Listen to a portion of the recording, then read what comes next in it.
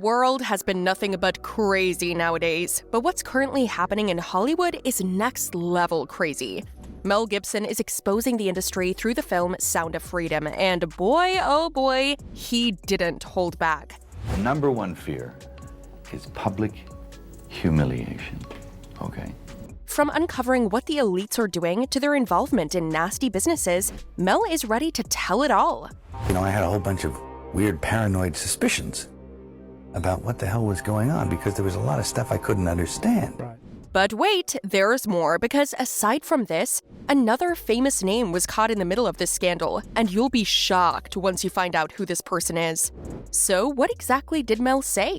Let's find out. While Hollywood is notably one of the most controversial industries ever, surprises sometimes come and go. This time, the surprise was in the form of a movie, and little did we know, this movie would soon open our eyes to the truth and what exactly is happening behind the camera. The movie I'm referring to is called Sound of Freedom, directed and co-written by Alejandro Monteverde, starring Jim Caviezel, Mira Sorvino, and Bill Camp. And just like the title suggests, it has a very strong message. Its message is to increase awareness about the concerning issue of child trade and how children are still in great peril and being dragged around by unsavory adults. Most of you are thinking this film will be promoted around the world because of the important message it's trying to convey. Well, guess what? It's the total opposite, and the lack of media attention is sickening and at the same time concerning. However, there's a very obvious reason why the elites are making sure this movie is dragged under the rug. It's mainly because they don't want people to know the fishy stuff they were doing. And since this movie is precisely going over the dark truth in the industry, influential people are pulling the strings to stop it from reaching a wider audience. If you had a choice, would you rather pay— Spot on, and the elites are upset. The movie is based on the true story of Tim Ballard, a former special agent for the Department of Homeland Security who has dedicated his life to combating serious cases involving taking advantage of children, and who took his cause private by founding Operation Underground Railroad with support from Glenn Beck. On top of this, the movie occasionally overflows with a Christian undercurrent, like when Ballard says, because God's children are not for sale, when explaining why he's so passionate about getting rid of the crime involving children.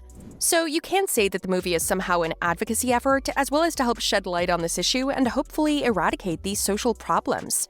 However, despite the importance and significance of the topic, major streaming sites like Netflix, Hulu, and Amazon decided to skip it and didn't open their platforms for the movie.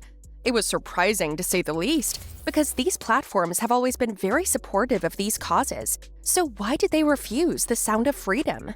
To make things more suspicious, big names in the industry who have always been vocal about causes like this have been eerily silent about the movie and the issues surrounding it.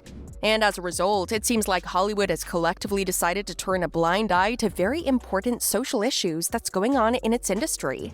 But wait, there is more, because the controversy does not end there.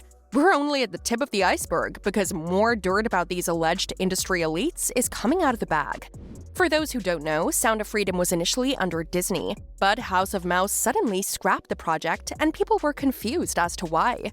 Rumor has it that there's actually so much more behind the sudden rejection and the fact that the movie's not getting any promotion, despite how star-studded the cast is.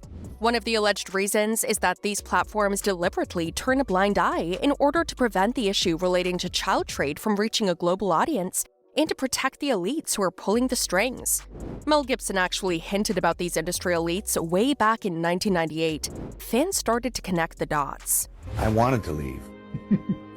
And because I knew that I didn't want to work with him. Yeah. And he was getting scary. Yeah. On top